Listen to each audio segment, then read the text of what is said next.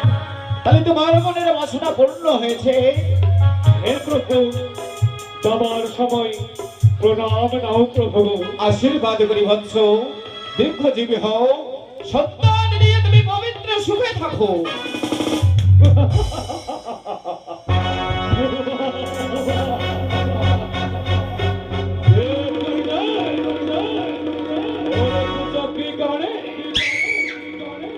এবার তুমি কাঁদবে আর এই চম্পক নগরের শিরোমণি চাচ্ছে লাগো হাসবে।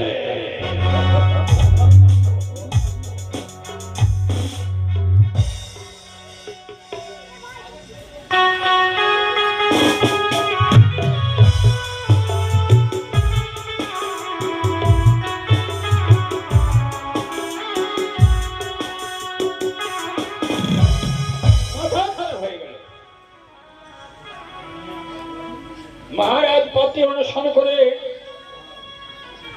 বড় বন্ধ করে নিয়েছে, আর এদিকে বিশ্বকর্মা দিয়ে সুন্দর করে 7 তাল পাতা হয়েছে, লোহাবাসের ঘরে নির্মাণ করেছে। মুশকিল কি হবে?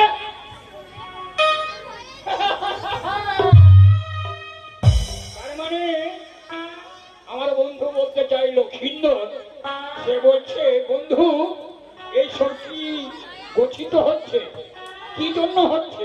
আমি বললাম তোমার বিবাহ। হ্যাঁ, আমার বিবাহ আমি জানতে পেলাম না। হ্যাঁ, বিবাহ করে সারাদ ব্যাপী এ বাসর ঘরে তোমাদেরকে যাপন করতে হবে। আমি বিবাহ করব যে নারীকে, যে সুন্দরীকে কন্যাকে বিবাহ করে আমি ঘরে নিয়ে আসবো, তাকে দেখলাম না, জানলাম না, যা দেখিনি নিজ নয়নে তা মানি না গুরুর বচনে। তার মানে পিতা দেখে এসছে, সেটা মানতে রাজি নয়। তাহলে এখন উপায় কি করা যায়? এই মুহূর্তে মহারাজকে সম্পূর্ণ কথা প্রকাশ বলবো। পৃথিবীর মহারাজ কি যুক্তি দেয়? মহারাজ